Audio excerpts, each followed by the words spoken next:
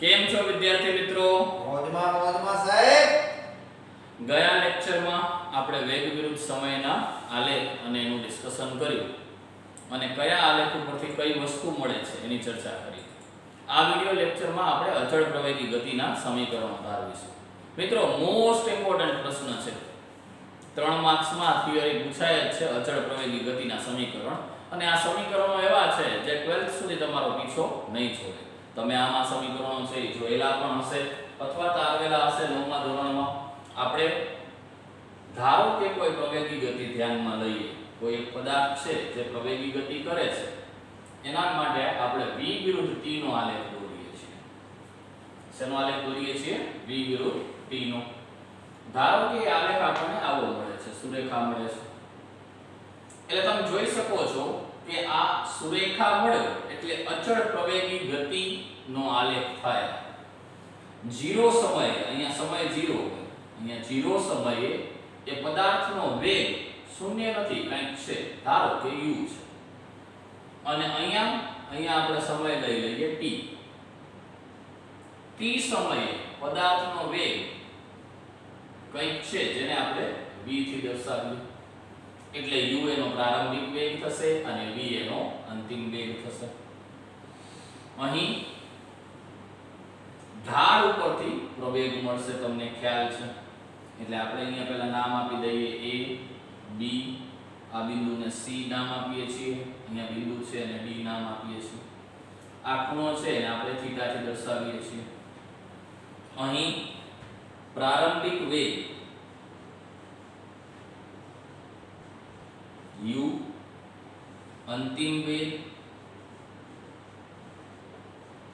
v,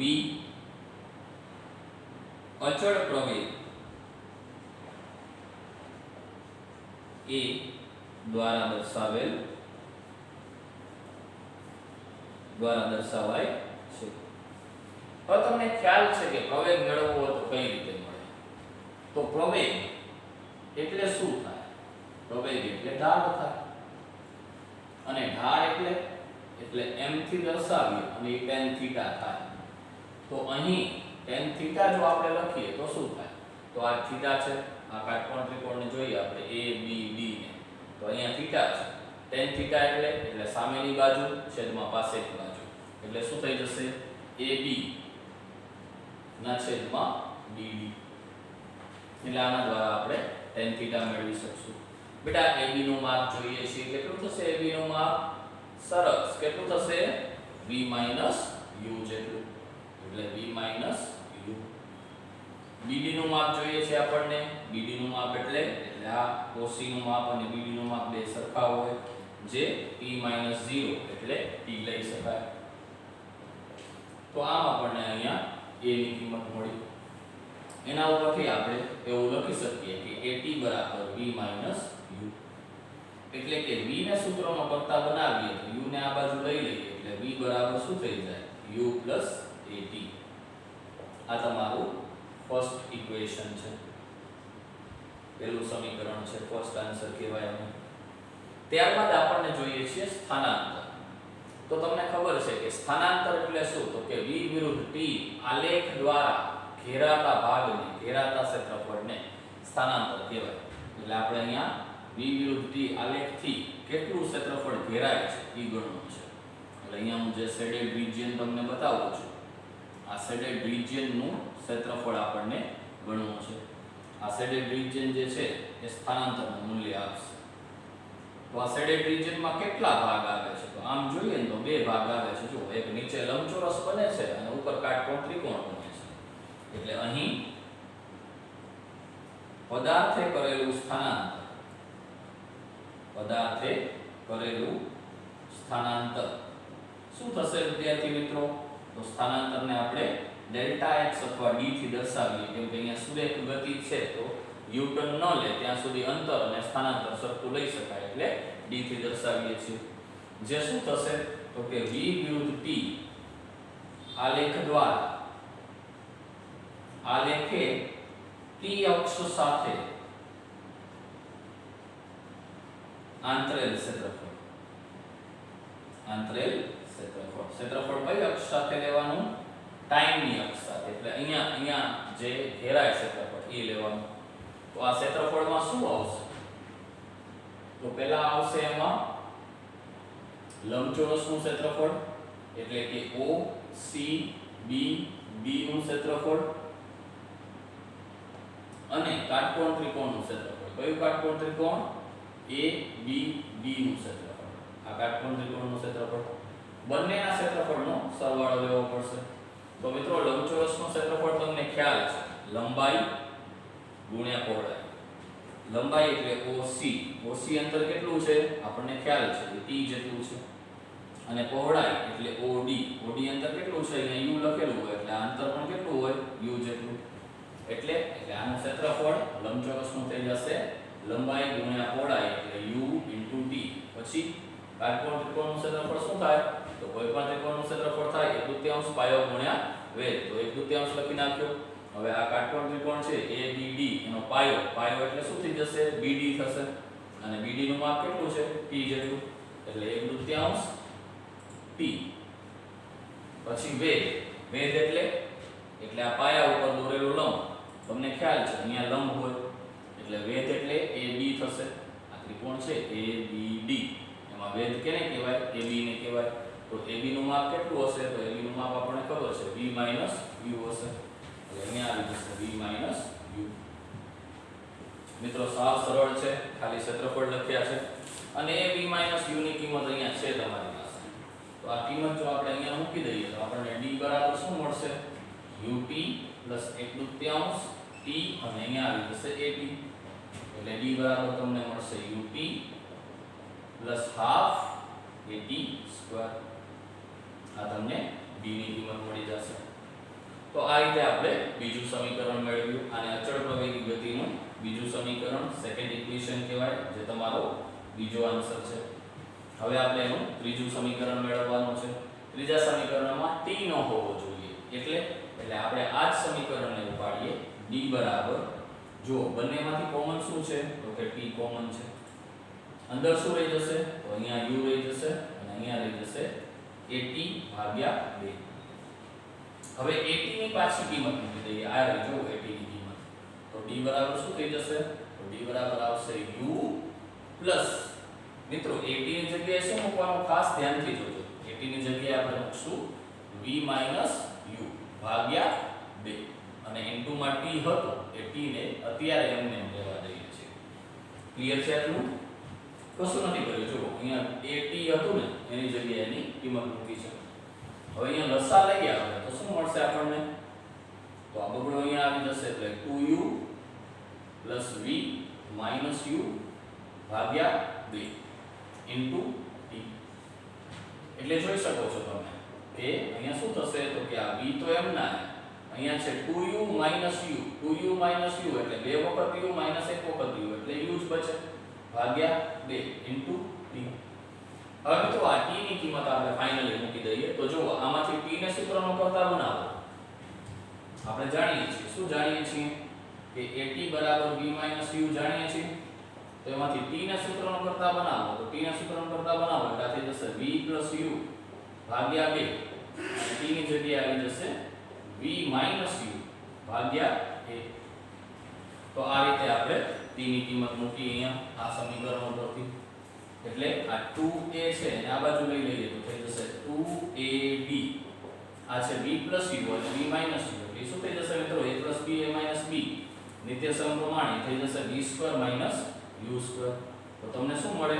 2ab = v² - u², જે તમારું ત્રીજું સમીકરણ છે. થર્ડ આન્સર કહેવાય એને. મિત્રો મોસ્ટ ઇમ્પોર્ટન્ટ છે અચળ પ્રવેગી ગતિના સમીકરણો.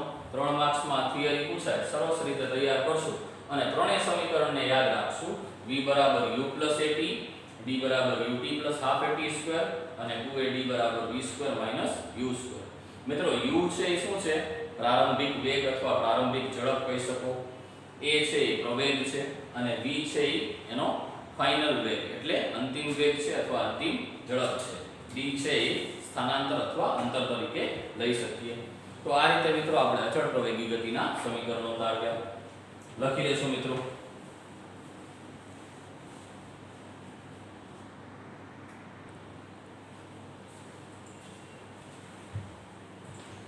વિદ્યાર્થી મિત્રો, હવે આપણે મુક્ત પતન ટોપિક ભણીશું. મુક્ત પતન આમ તમને શબ્દ ઉપરથી જ ક્લિયર હશે. મુક્ત પતન એટલે શું? એટલે મુક્ત રીતે એને પડવા દો. વિચારી જુઓ, તમે કોઈ પદાર્થને આવી રીતે આમ રિલીઝ કરી નાખો, એટલે કે મૂકી દો અહીંયાથી, તો શું થાય?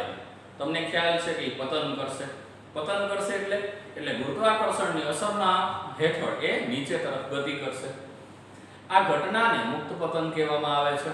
મિત્રો, મુક્ત પતનમાં આપણે કોઈ પણ પદાર્થ છે ને એને માત્ર મુક્ત કરીએ છીએ, એટલે એને પ્રારંભિક ઝડપ કોઈ જ આપતા નથી. આમ ફેંકવો ન પડે. મુક્ત પતન શબ્દ હોય એટલે શું કહેવાય? મૂકવો પડે. એટલે એની પ્રારંભિક ઝડપ છે શૂન્ય થાય. તો આપણે સૌથી પહેલા મુક્ત પતન છે ને એ બે પોઈન્ટ ઓફ વ્યૂ થી ભણશું. પહેલા આપણે આલેખ માટે ભણીએ છીએ. તો આલેખ માટે મુક્ત પતન આપણે ભણીએ તો કઈ રીતે ભણી શકાય? તો તમને ત્રણ સમીકરણ યાદ છે અચળ પ્રવેગી ગતિના. પહેલું સમીકરણ હતું v u at. બીજું સમીકરણ છે d ut plus half at². અને ત્રીજું સમીકરણ હતું એનું 2ad v² u².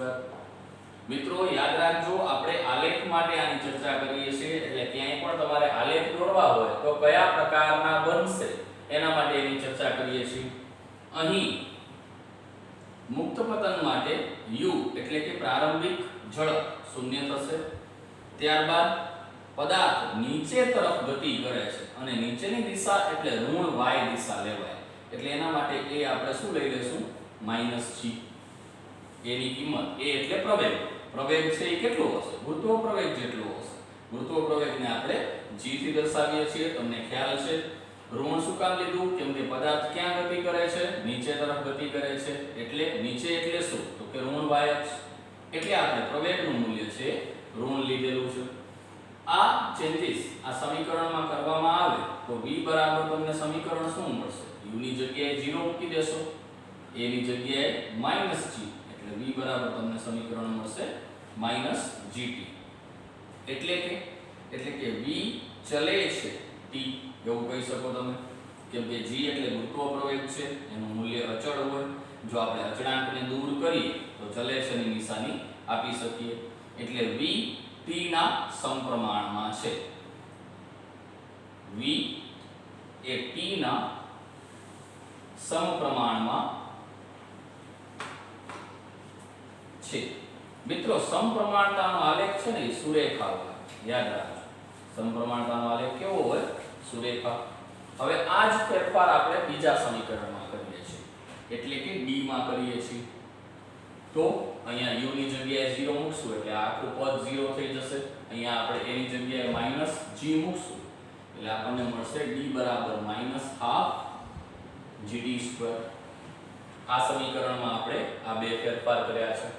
એટલે તમે જોઈ શકો છો કે 1/2 અને g અચળ છે. એટલે અહીંયા આપણે એમ લખી શકીએ કે d ચલે છે t². જ્યારે કોઈ પણ ભૌતિક રાશિ અન્ય ભૌતિક રાશિના વર્ગના સમપ્રમાણમાં હોય ત્યારે એનો આલેખ પરવલય આકાર મળે છે. પરવલય આકાર એટલે કેવો? થોડી વારમાં આપણે જોઈએ. એટલે મિત્રો, આમ સમપ્રમાણતાનો આલેખ સુરેખા હોય અને વર્ગના સમપ્રમાણમાં હોય એનો આલેખ પરવલય આકાર હોય. આ શબ્દો તમારે યાદ રાખવાના છે. હવે આપણે ત્રીજા સમીકરણમાં ફેરફાર કરીએ તો તમે જોઈ શકો છો કે અહીંયા 2a ની જગ્યાએ -g આવી જશે એટલે -2gd બરાબર v²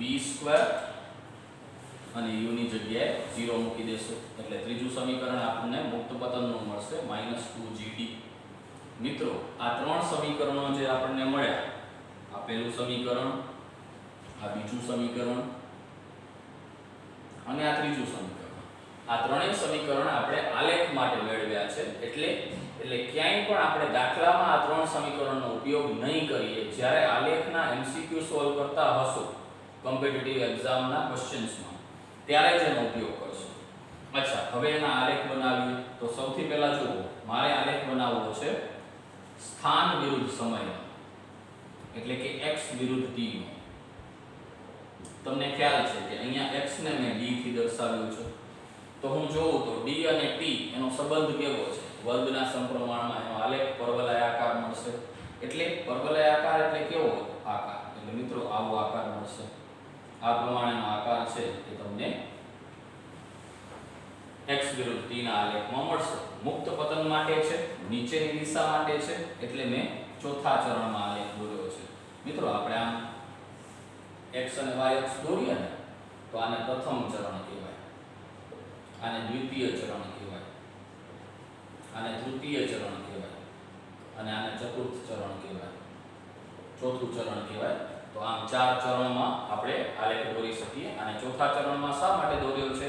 કેમ કે એમાં જે દિશા છે ઋણ y દિશા છે અને સમય કોઈ દિવસ ઋણ ન હોય, એટલે સમયની અક્ષ ધન લેવી છે અને બીજી અક્ષ ઋણ લેવી છે, એટલે મેં આલેખ આ રીતે દોરેલો છે. હવે તે જ રીતે આપણે v વિરુદ્ધ t નો આલેખ દોરીએ તો v વિરુદ્ધ t નો આલેખ પણ ચોથા ચરણમાં દોરશું. એ આલેખ આપણને કેવો મળશે? તો તમે જોઈ શકો છો કે સુરેખા દોરવાનો છે, કેમ કે v અને t નો સંબંધ સમપ્રમાણમાં હતો. તો v વિરુદ્ધ t નો આલેખ મુક્ત પતન માટે આપણે આ રીતે દોરીશું. એ જ રીતે હું પ્રવેગ વિરુદ્ધ સમયનો આલેખ દોરું, જે તમારા માટે નવો છે. તમે આજ સુધી પ્રવેગ વિરુદ્ધ સમયનો આલેખ નથી દોર્યો, પણ આપણે દોરી શકીએ. તો મુક્ત પતનમાં પ્રવેગનું મૂલ્ય કદાચ તમને ખ્યાલ છે. પ્રવેગનું મૂલ્ય મુક્ત પતનમાં કેટલું હોય? -g જેટલું હોય, એટલે 9.8 હોય. એટલે આલેખ છે આપણને કેવો મળશે? આવો સમક્ષિતિજ રેખા. શા માટે મિત્રો સમક્ષિતિજ રેખા દોર્યો? તમને ખ્યાલ છે કે ગુરુત્વાકર્ષી પ્રવેગ છે એનું મૂલ્ય અચળ હોય છે. એટલે સમય બદલાય પણ પ્રવેગનું મૂલ્ય બદલાતું નથી. એટલે આપણે આ આલેખ આ રીતે દોર્યો છે. હવે પ્રશ્ન એ થાય, આ જે કાંઈ આપણે ચર્ચા કરી એ માત્ર આલેખના પોઈન્ટ ઓફ વ્યૂ થી કોમ્પિટિટિવ એક્ઝામ અને એમસીક્યુ માટેની ચર્ચા છે.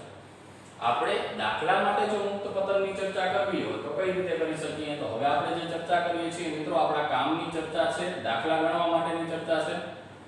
દાખલા માટે બે પ્રકારની ગતિનો અભ્યાસ કરવાનો હોય. કયા બે પ્રકારની ગતિ? એક અધો અને બીજી ઉર્ધ્વ. અધો એટલે નીચે અને ઉર્ધ્વ એટલે ઉપર. મિત્રો યાદ રાખશું, આપણે કોઈ પણ પદાર્થને આપણે મુક્ત કરીએ ત્યારે શું થાય? ત્યારે જેમ જેમ એ અધો દિશામાં આગળ વધે તેમ તેમ એનો વેગ વધે. એટલે અધો દિશામાં ગતિ ગુરુત્વ પ્રવેગ દ્વારા થતી હોય ને તો એ ગતિ પ્રવેગી ગતિ હોય. ગતિ કેવી ગતિ હોય? પ્રવેગી ગતિ હોય. અને કોઈ પદાર્થને આમ ઉપર ફેંકીએ તો શું થાય?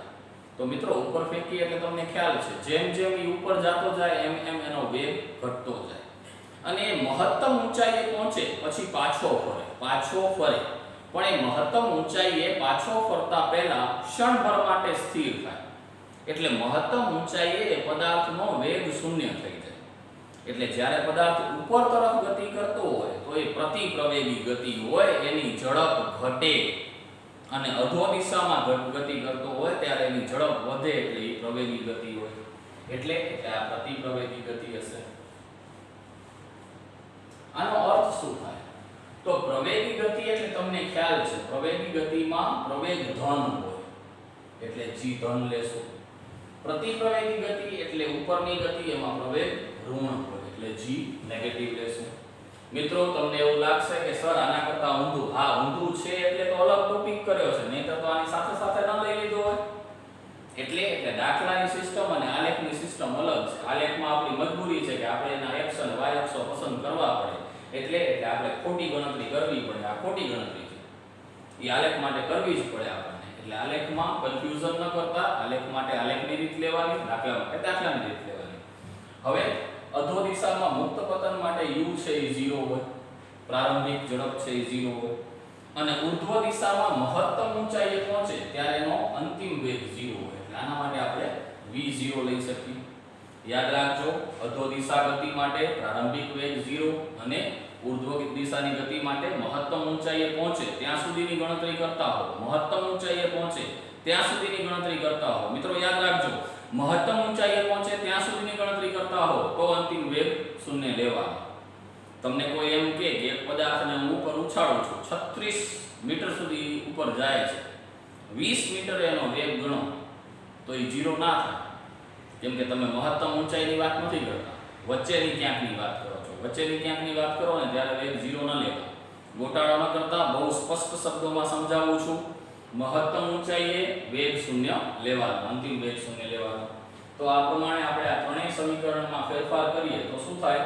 તો પહેલું સમીકરણ આપણને મળશે v બરાબર gt.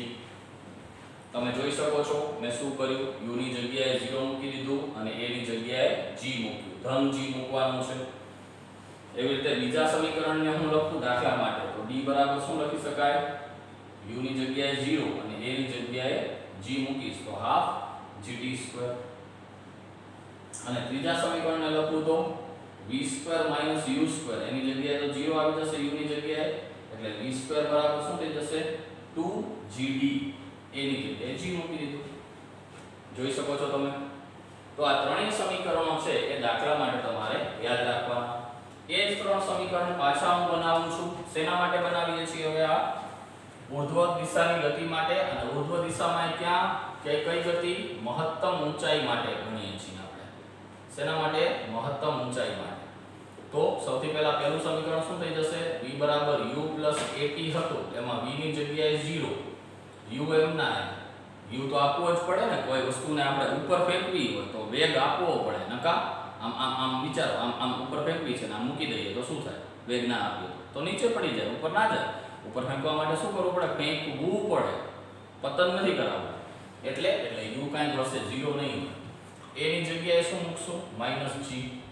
અને t ની જગ્યાએ tm. કેમ tm? કેમ કે આપણે મહત્તમ ઊંચાઈની વાત કરીએ છીએ. એટલે t છે એ મહત્તમ ઊંચાઈએ પહોંચવા માટે લાગતો સમય લેશું, એટલે tm લેશું. તો આ થઈ જશે gtm બરાબર u. એટલે મહત્તમ ઊંચાઈએ પહોંચવા માટે લાગતો સમય તમને મળી જશે u/g. આ શું મળ્યું મિત્રો તમને? આ મહત્તમ ઊંચાઈએ પહોંચવા લાગતો સમય મળ્યો. અચ્છા, હવે એમાં આપણે બીજા સમીકરણની વાત કરીએ તો બીજું સમીકરણ હતું આપણું d બરાબર ut + હાફ gt². at² હતું એની જગ્યાએ થઈ જશે -હાફ gt². એટલે આ બીજું સમીકરણ મળશે. આ ટોપિક રિલેટેડ છે. આ અહીંયા પૂરો થઈ જાય છે ટોપિક, ગોટાળો ના કરતા. અને ત્રીજું સમીકરણ લખીએ તો v² - u². v તો 0 છે એટલે ડાયરેક્ટ આવશે -u² બરાબર -2gd. માઈનસ માઈનસ ઉડી જશે એટલે v² બરાબર 2gd. d ની જગ્યાએ શું લઈ લેશું આપણે? h લઈ લેશું. કેમ કે hmax માટે ગણતરી કરીએ છીએ ને મહત્તમ ઊંચાઈ માટે, તો hmax થઈ જશે. તો આના પરથી hmax ને તમે સૂત્રનો કરતા બનાવી શકો. તો hmax તમને શું મળશે? hmax મળશે તમને u²/2g. u²/2g તો તમને મળશે hmax. આ શું છે hmax? hmax એટલે મહત્તમ ઊંચાઈ મળી. શું મળ્યું? મહત્તમ ઊંચાઈ. તો મિત્રો આમ જોવા જઈએ તો બહુ જ સરળ છે. ખાલી તકલીફ શું છે કે બેમાં અલગ અલગ સિસ્ટમ છે. હવે એટલું તો આપણે કરવું જ પડે ને. આપણે 10મા માંથી 11 સાયન્સમાં આવી ગયા છીએ અને સાયન્સ કરવું એ આલુ ચાલુનું કામ નથી કાંઈ. હા, જેને પાવર હોય, જેમાં કાંઈક વટ હોય, જેમાં મહેનત કરવાની ક્ષમતા હોય એ જ સાયન્સ કરી શકે. એટલે આવી નાની મોટી તકલીફો તો આવે, એનાથી કાંઈ આપણું ડરવાનું નહીં. અલગ અલગ છે, યાદ રાખીશું. આમાં શું મોટી વસ્તુ છે? આલેખ માટે અલગ સિસ્ટમ છે, દાખલા માટે અલગ સિસ્ટમ છે. સરસ મજાની નોટ્સ બનાવી લખી લેશું અને યાદ રાખશું. ઓકે, ધન્યવાદ મિત્રો.